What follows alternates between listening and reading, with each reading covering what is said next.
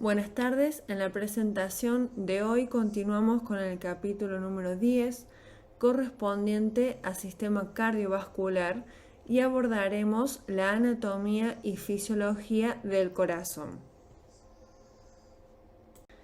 El temario de la clase es corazón, válvulas cardíacas, circulación sanguínea, hematosis, ciclo cardíaco, sistema de inervación y electrocardiograma. Comenzamos con la anatomía del corazón.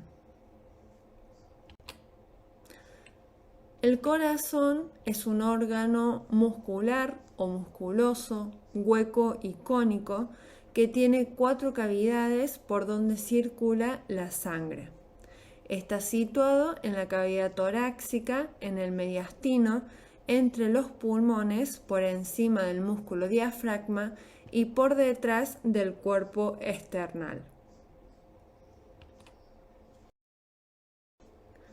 El corazón presenta 4 caras. Una cara anterior, que es la esternocostal, una cara inferior, diafragmática, una cara izquierda, que es la pulmonar, y una cara derecha, que es la pulmonar. Y en cuanto a los bordes, tenemos un borde derecho, un borde izquierdo, un borde inferior y un borde superior. Cuando hablamos de las bases, decimos que son los atrios o aurículas, y cuando hablamos de los vértices, decimos que son los ventrículos y específicamente el ventrículo izquierdo.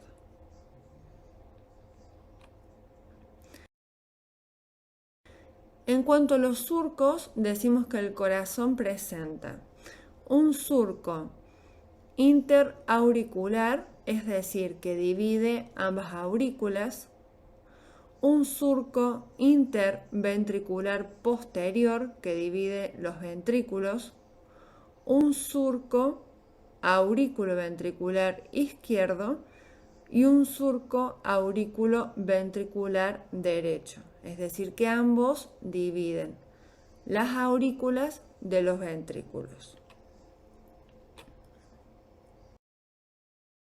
Cavidades del corazón. En esta imagen podemos observar las aurículas y los ventrículos hacia la parte inferior. Aurícula derecha. La aurícula derecha está conformada por una pared externa, que esta pared externa está compuesta por músculos papilares y músculos pectíneos en toda su estructura. Una pared interna o septal, que es el tabique interauricular que la separa de la otra aurícula, en el que se destaca, por ejemplo, la fosa oval, la cual está rodeada por un limbo de la fosa oval o anillo de Weissenn. En el interior de esta fosa está la válvula de la fosa oval. La pared superior es por donde desemboca la vena cava superior. La pared inferior es donde desemboca la vena cava inferior a través de la válvula de Eustaquio y un seno coronario a través de la válvula de Tevesio. La pared anterior o aurículo ventricular está conformada por el embudo de la válvula tricúspide, y la pared posterior o anterosuperior contiene un relieve muscular, las cristas terminales, en la que se localiza el nodo sinusal.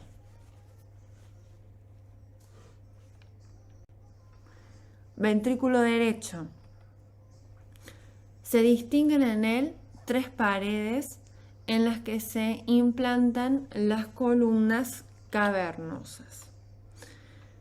Una anterior o external, esternocostal, que está relacionada al esternón y a las costillas, donde se insertan todos los músculos papilares de la válvula tricúspide. Una media o septal, que es el septum intraauricular o interventricular. La unión de esta con la pared anterior marcan dos formaciones muy significativas, que son la trabécula septomarginal, el fascículo arqueado, la cresta supraventricular y el espolón de Wolf.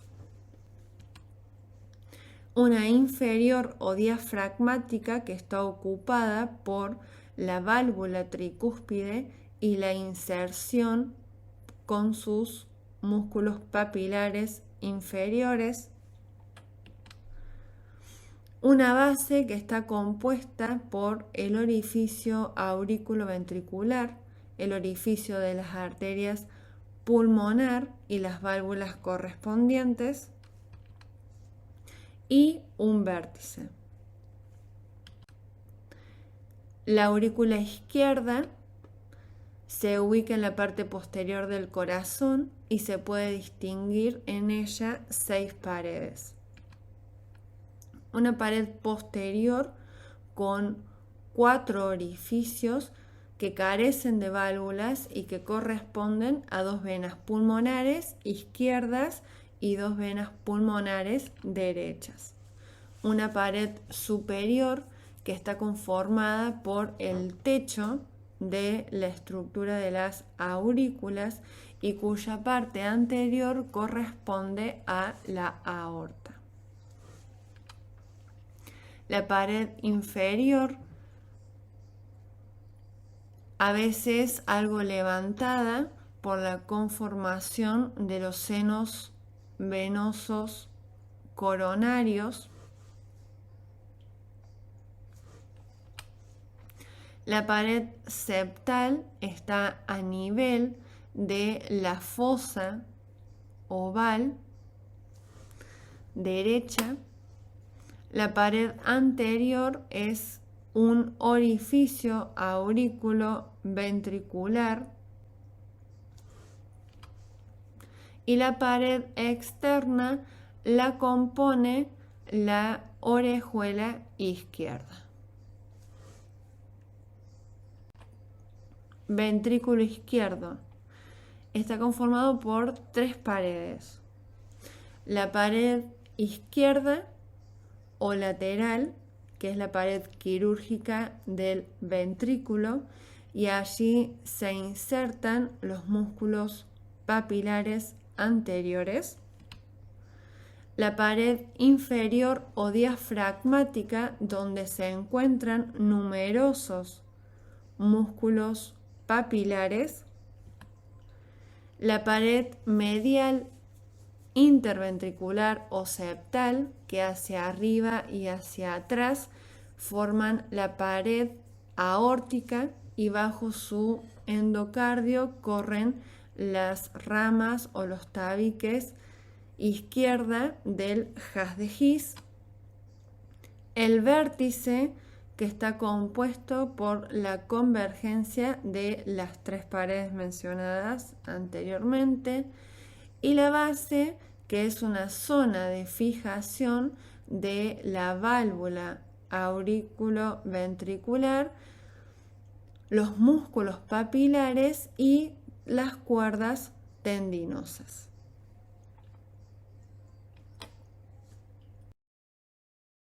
Válvulas cardíacas. Podemos observar la válvula tricúspide, que es la que impide que la sangre retorne del ventrículo derecho a la aurícula derecha. Y está compuesta por 3 membranas, una anterior, una septal y una posterior. La válvula pulmonar impide que la sangre retorne del conducto pulmonar al ventrículo derecho y está conformado por membranas, una anterior, una derecha y una izquierda.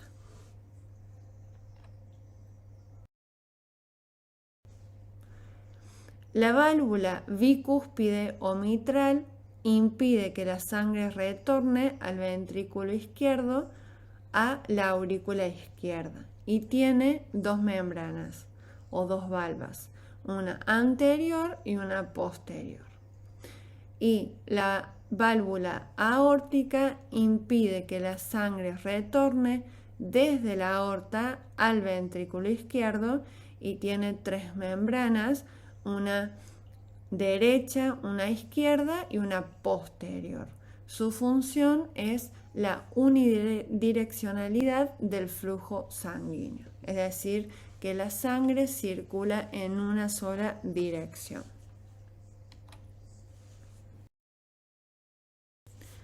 En esta imagen podemos ver las válvulas pulmonares y las válvulas aórticas cerradas, mientras que la válvula bicúspide y tricúspide se encuentran abiertas. En esta imagen podemos observar las válvulas pulmonar y la válvula aórtica abierta, mientras que la válvula mitral y la tricúspide se encuentran cerradas.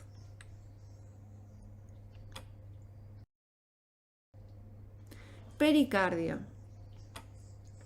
El pericardio es un delgado saco fibroseroso que rodea el corazón y a los grandes vasos. Y siguiendo la línea de flexión forma fondo de saco alrededor de estos. Está compuesto por un pericardio fibroso que es blanquecino por fuera, donde se encuentra una base, un vértice, cuatro caras, derecha, izquierda, anterior y posterior, y un pericardio seroso que tiene una formación interna visceral distribuida sobre el corazón, es decir, por el epicardio, y otra externa que es la parietal, que es una capa muy delicada adherente al pericardio fibroso. El miocardio es un tejido muscular que está compuesto por una capa superficial de fibras comunes y dos capas profundas de fibras propias. Las fibras comunes están unidas al tejido conjuntivo y se dirigen hacia la punta o ápice del corazón y se esparcen en forma de abanico. Y las fibras propias son más cortas o oblicuas y constituyen un plano medio de disposición circular y un plano más profundo y a los músculos papilares, que corresponden a las trabéculas subendocárdicas.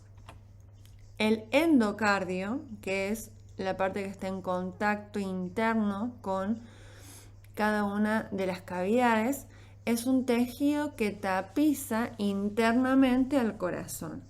Es una capa delgada, adherente y lisa que cubre la parte inferior de las aurículas, los ventrículos y continúa por los vasos amalgamándose en la capa interna.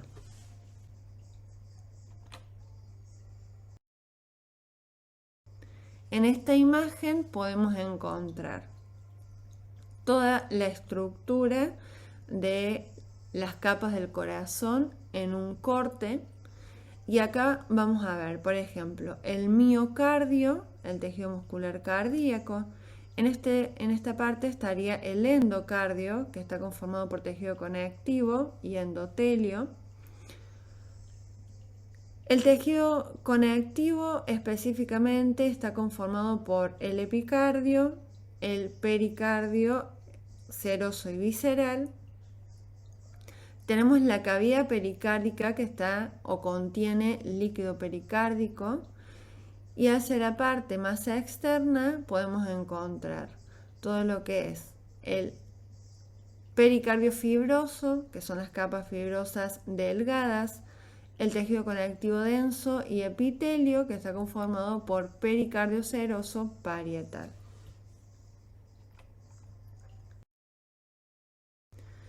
Ahora continuamos con la fisiología del corazón. Cuando hablamos de la palabra fisiología, decimos que es el estudio de los procesos físicos y químicos que tienen lugar en el organismo vivo durante la realización de las funciones vitales. ¿Qué es el corazón? El corazón es un órgano principal del aparato circulatorio que está situado en la cavidad torácica. Su función es asegurar la circulación de la sangre, en tanto el cuerpo permite la distribución del organismo y nutrientes a los tejidos del organismo.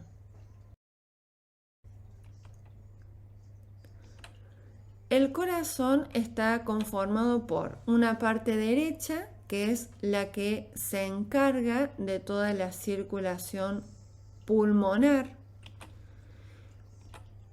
y un corazón izquierdo, una parte izquierda, que es la encargada de la circulación sistémica.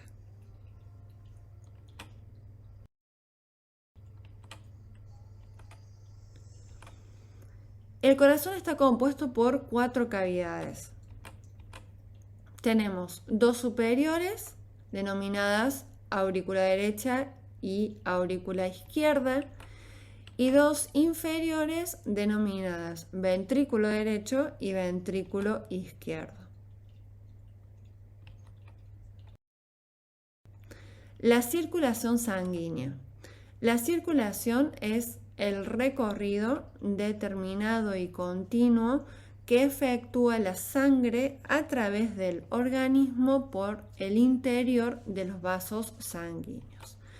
Y se considera que es doble porque hace doble circuito, circulación menor o pulmonar y circulación mayor o sistémica. Es cerrada porque no tiene salida hacia el exterior y circula por vasos sanguíneos, es decir, arterias, arteriolas, capilares arteriales, capilares venosos, vénulas y venas. Y es completa por este mismo hecho de que hace 2 circulaciones en toda la estructura, dando oxígeno a todos los tejidos de nuestro cuerpo y volviendo el dióxido de carbono hacia los pulmones para poder hacer el intercambio gaseoso.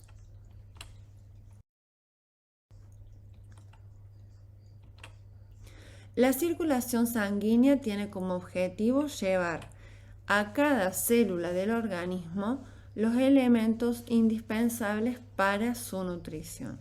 Como observamos en esta imagen, podemos ver a nivel pulmonar ingresa el oxígeno hacia la estructura de los alvéolos pulmonares, se realiza el intercambio gaseoso y a posterior sale en dióxido de carbono por los alvéolos pulmonares, es decir, la inspiración y la expiración.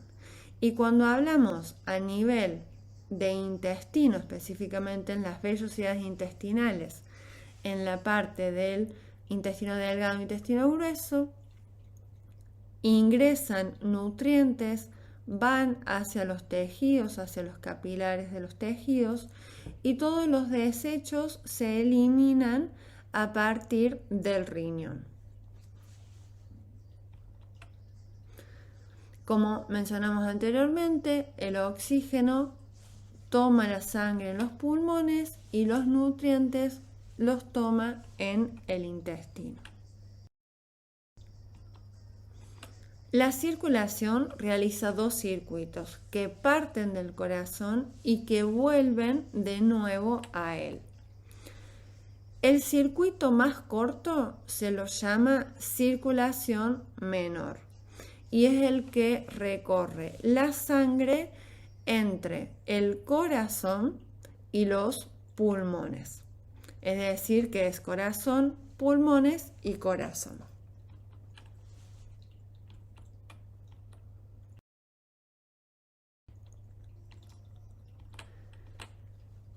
El circuito más largo se llama circulación mayor y es el que recoge la sangre entre el corazón y el resto de nuestro cuerpo, es decir, corazón, tejidos y corazón.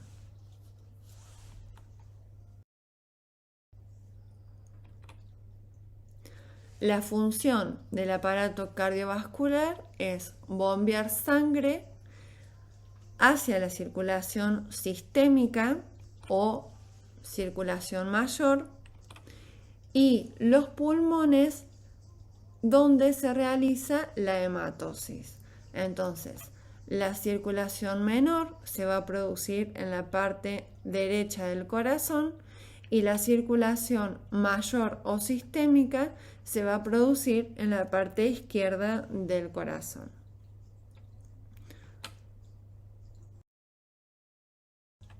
Circulación menor o pulmonar. Comienza desde el ventrículo derecho, pasa por la válvula pulmonar, arteria pulmonar, pulmones, a donde se produce el intercambio gaseoso de la sangre y esto se lo denomina hematosis.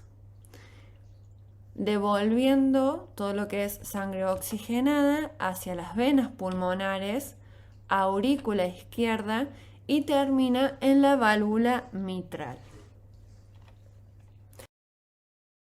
La circulación mayor o sistémica comienza en el ventrículo izquierdo, válvula aórtica, aorta, tejidos, intercambio gaseoso, sangre carboxigenada que retorna al corazón por las venas cavas, aurícula derecha y termina en la válvula tricúspide.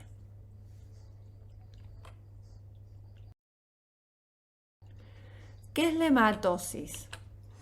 La hematosis es el intercambio de gases respiratorio entre el medio aéreo y el saco alveolar y los capilares de sangre a nivel de los alvéolos pulmonares, es decir, capilares venosos y capilares arteriales.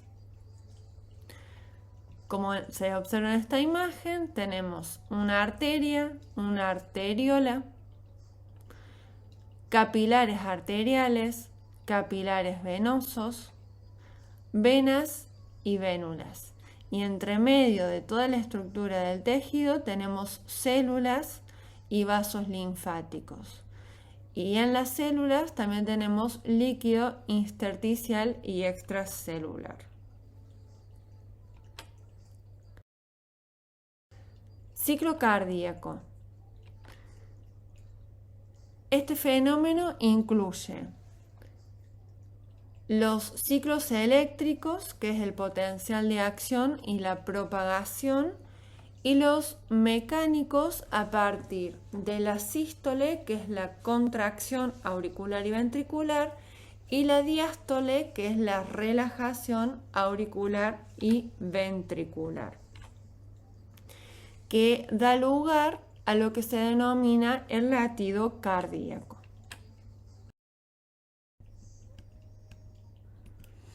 La sístole es la contracción del corazón, ya sea de una aurícula y de un ventrículo para expulsar la sangre a los tejidos. Y la diástole es la relajación del corazón para recibir la sangre procedente de los tejidos. En esta imagen podemos observar la relajación a partir del ingreso de la sangre hacia las aurículas, la contracción auricular permitiendo que la sangre pase a los ventrículos y la contracción ventricular permitiendo que la sangre sea expulsada hacia las arterias pulmonares y aorta.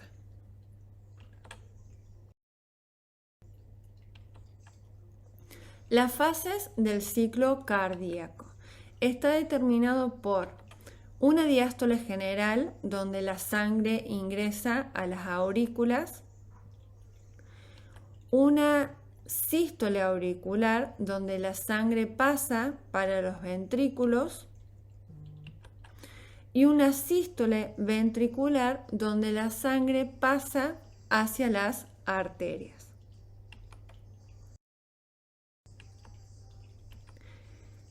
La sístole auricular, ambas aurículas se contraen pasando la sangre a través de las válvulas a cada uno de los ventrículos.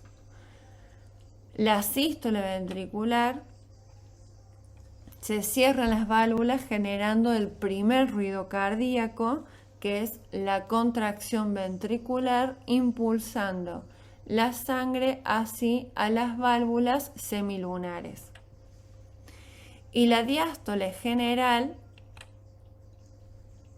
es el cierre de las válvulas semilunares donde se genera el segundo ruido cardíaco y la apertura de las válvulas auriculoventriculares y el llenado ventricular. Ruidos cardíacos.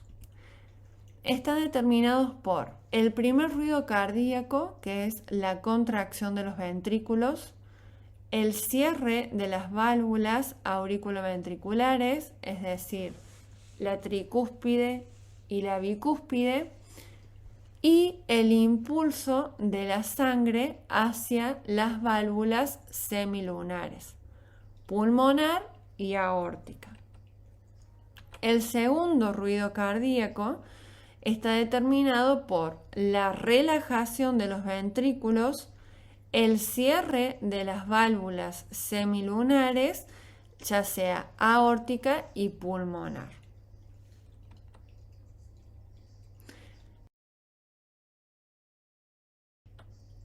Gasto cardíaco.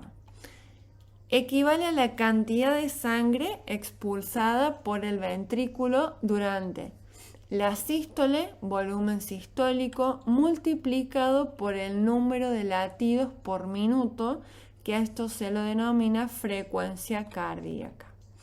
Es decir, la fórmula es el gasto cardíaco medido en milímetros por minuto, que corresponde al volumen sistólico, que es milímetros sobre latidos, por la frecuencia cardíaca, que es latidos sobre minuto. Sistema de inervación. Está determinado por el sistema extrínseco, que está regulado por el sistema nervioso autónomo o vegetativo. El sistema simpático produce una elevación del gasto cardíaco y el parasimpático un descenso. Y el sistema intrínseco es la conducción eléctrica que produce el bombeo del corazón. Tiene la capacidad de excitarse sin influencia externa y hacerlo rítmicamente. Esto se debe a las fibras cardíacas, que están determinadas por el nodo sinusal, que se encuentra en la terminación de la vena cava superior, el nodo aurículo ventricular, que se encuentra en el tabique o el septum auriculoventricular, los fascículos o fibras de haz de His derecha e izquierda, y las fibras de Purkinje derecha e izquierda, lo que permite la contracción y la relajación de las aurículas y los ventrículos.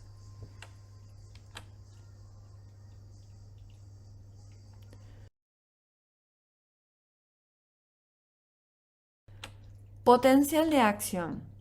Está determinado por 3 fases. La primera fase es la despolarización rápida, que se inicia con la excitación de las fibras del nodo sinusal, llegando a las fibras auriculares, ocasionando la apertura rápida de los canales de sodio.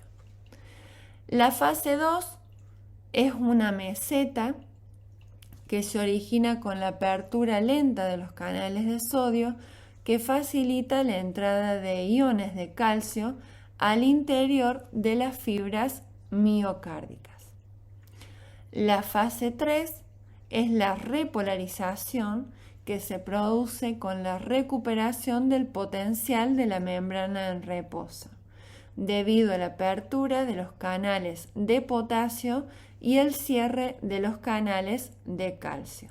Entonces, se produce la despolarización y la repolarización en 0,3 segundos, que es un periodo refractario a partir de la contracción ventricular.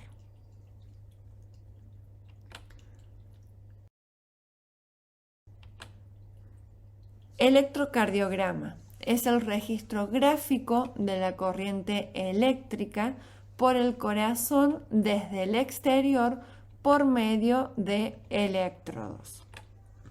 Los electrodos pueden captar la corriente eléctrica que origina el corazón colocando en contacto con la superficie corporal.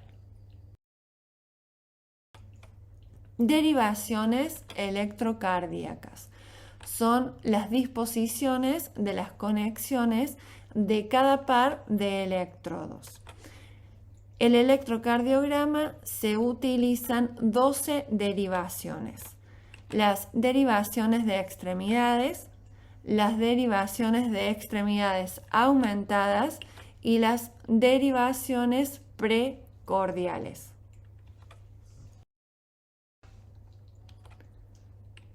Las derivaciones pueden ser monopolares o bipolares.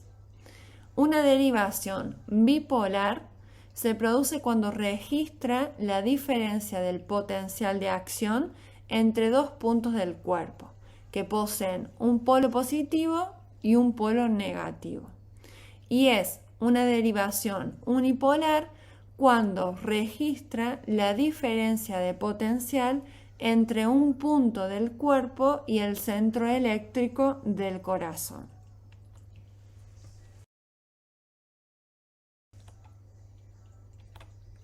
Derivaciones de extremidades. Estas son bipolares. Comenzamos con la conexión entre electrodos situados entre el brazo derecho y el brazo izquierdo. Las conexiones de los electrodos situados entre la pierna izquierda y el brazo derecho y las conexiones situados entre la pierna izquierda y el brazo izquierdo.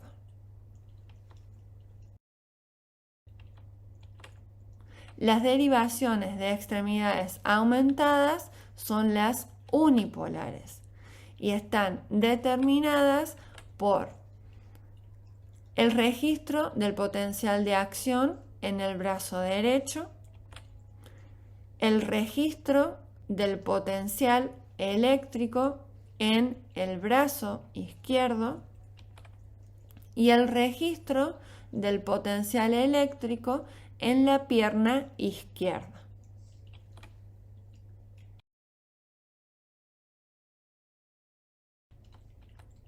Derivaciones precordiales, que son derivaciones unipolares y están determinadas por las derivaciones que se ubican en los espacios intercostales. La B1 está ubicada en el cuarto espacio intercostal en el borde del esternón derecho. B2 está ubicado en el cuarto espacio intercostal, pero en el borde izquierdo del esternón. Entre B2 y B4 se van a encontrar sobre la línea media clavicular. A su vez, B4 va a estar en el quinto espacio intercostal sobre la línea media clavicular. B5 también se va a encontrar en el quinto espacio intercostal izquierdo sobre la línea axilar anterior. Y B6 se encuentra en el quinto espacio intercostal sobre la línea media axilar.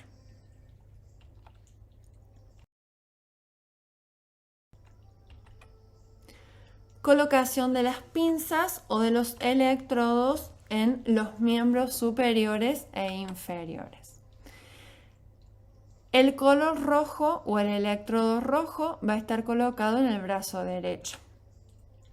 El electrodo amarillo va a estar colocado en el brazo izquierdo. El electrodo verde en el tobillo izquierdo y el electrodo negro en el tobillo derecho. Ondas electrocardiográficas van a estar determinadas por intervalos y segmentos. El segmento P va a estar determinado por la despolarización auricular.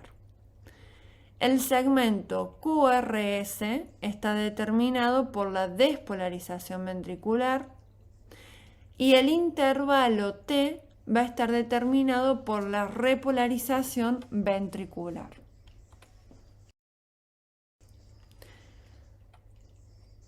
Correlaciones de las ondas del electrocardiograma con la sístole auricular y ventricular.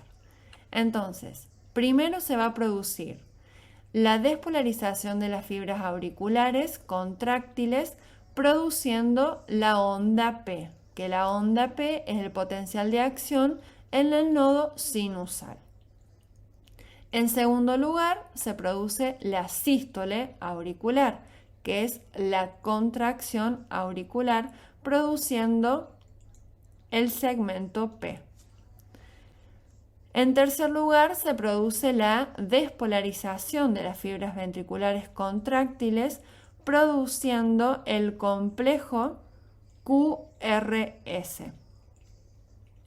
En cuarto lugar, se produce la sístole ventricular produciendo la contracción de los ventrículos. En quinto lugar, se produce la repolarización de las fibras contráctiles ventriculares produciendo la onda T. Y en sexto lugar, se produce la diástole ventricular produciendo la relajación de las aurículas provocando el llenado nuevamente de la sangre.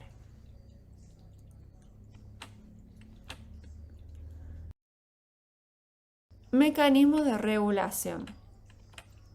La regulación de mecanismos está dado por el flujo sanguíneo y la resistencia vascular, es decir, por la resistencia que produce las paredes de las arterias, que ofrece a nuestro sistema cardiopulmonar la obtención de la regulación de la presión o tensión arterial. Y esto está determinado por, como decíamos anteriormente, el flujo sanguíneo, que es el volumen de sangre que fluye a través de cualquier tejido por unidad de tiempo, y la resistencia vascular, que es la fuerza que se opone al flujo sanguíneo como resultado de la fricción de ésta por las paredes de los vasos.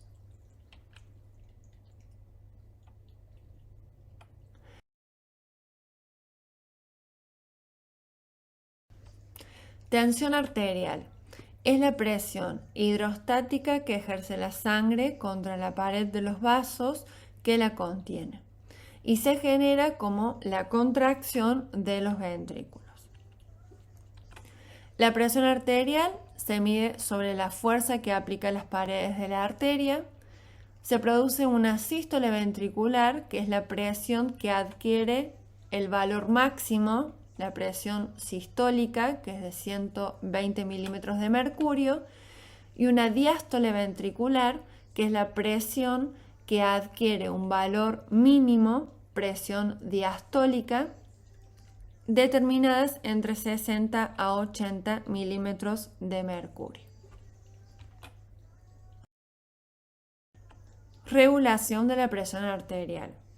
Esta está determinada para mantener los valores de la presión arterial que permitan una correcta irrigación en todos los órganos de nuestro cuerpo y adaptarse a las necesidades energéticas es necesario un buen control de los valores y del flujo sanguíneo. Esta regulación de la presión está determinada por los vasoreceptores del seno carotidio, los vasoreceptores del arco aórtico y el nervio vago.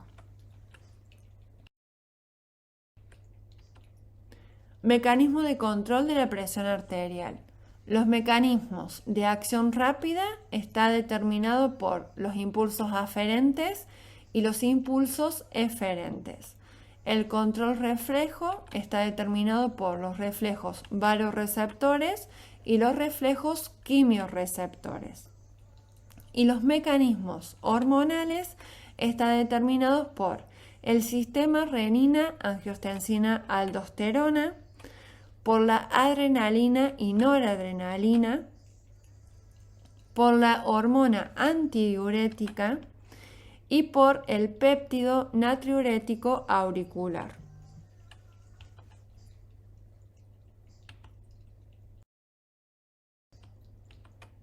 El reflejo vasoreceptor, que está determinado en el callado aórtico y en los senos carotidios, que permiten el control de la presión arterial, va a estar controlado por el bulbo raquídeo, por el nervio vago, produciendo, por ejemplo, bradicardia, y a nivel de la médula espinal, a partir del sistema simpático, produciendo taquicardia, la contractilidad de los vasos sanguíneos, es decir, produciendo una vasoconstricción arterial o una venoconstricción, y a partir de la médula hacia la glándula suprarrenal produciendo adrenalina.